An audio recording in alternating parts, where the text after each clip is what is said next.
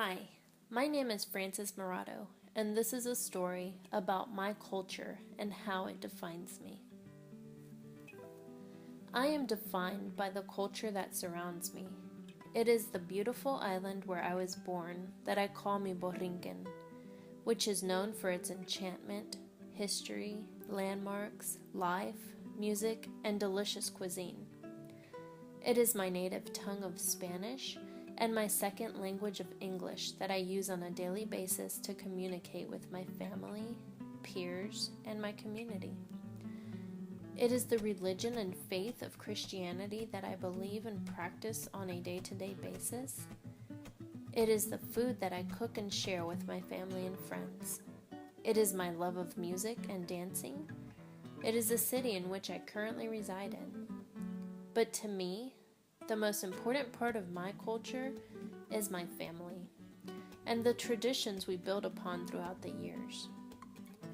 Every year we ring in the new year at my in-laws' house, sitting outside in the cold, watching the men light fireworks while the women hold the bundled up babies, waiting for that next explosion of color to fill the night sky. For Valentine's Day, instead of my husband and I going out to eat to a fancy restaurant, we stay in and cook a nice meal and celebrate with our babies, or our blessings, how we like to call them. On Easter Sunday, we dress up in our Sunday best and attend church, followed by a lunch at a relative's home, where everyone contributes a dish.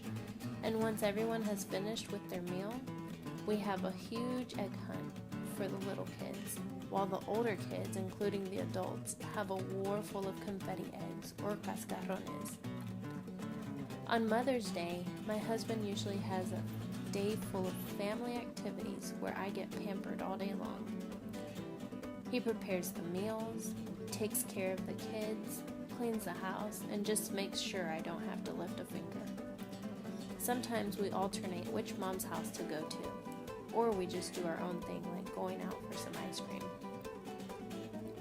Every Memorial Day and Labor Day, we head over to my in-laws, where my father-in-law grills something yummy for everyone to eat. The guys usually play darts or washers, while the kids are outside playing with the toys or in the mud, and the ladies are just sitting around chit-chatting. For Father's Day, I always wake my husband up with breakfast in bed.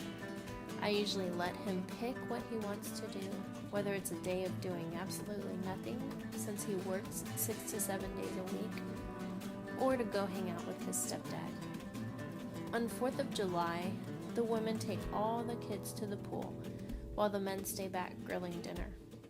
Once night falls, we always sit outside to watch the sky light up with fireworks. On Halloween, I dress my kids up in their costumes, and they wear them all day long regardless of where we go to.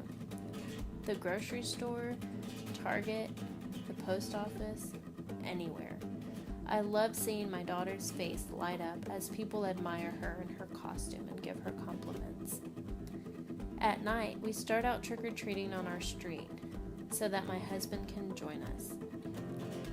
Then my mom, my siblings, my kids, and myself head out to the rest of the neighborhood while my husband goes back to our home to hand out candy to the trick-or-treaters. For Thanksgiving, I always go to the store the weekend before to gather all the supplies I need to prepare my side dishes. And I always cook the Wednesday before Thanksgiving.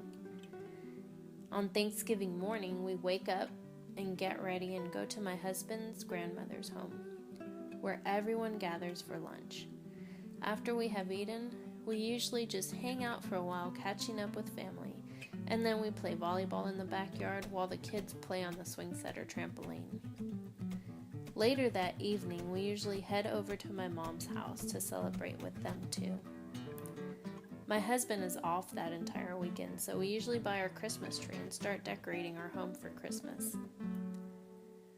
On Christmas Eve, we get all dressed up and have a traditional Puerto Rican Christmas dinner at my mom's house.